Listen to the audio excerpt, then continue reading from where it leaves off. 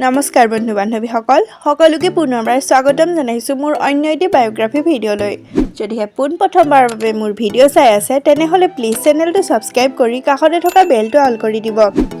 বন্ধু বান্ধৱীসকল বৰ্তমানে ৰং টিভিত সম্প্ৰচাৰিত হৈ থকা ৰাগ অনুৰাগ ধাৰাবাহিকখনত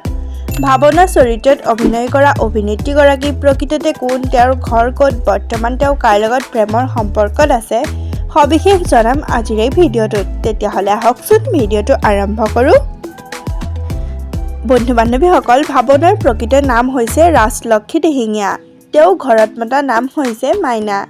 তেওঁৰ জন্মৰ তাৰিখ হৈছে 7 আগষ্ট তেওঁৰ ঘৰ শিৱসাগৰত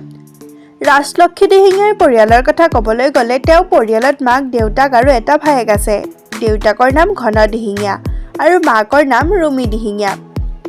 ৰাজলক্ষী দিহিঙীয়া বৰ্তমান কৰ্মসূত্ৰে গুৱাহাটীতে থাকে তেওঁ বহুতো অসমীয়া ধাৰাবাহিকত অভিনয় কৰিছে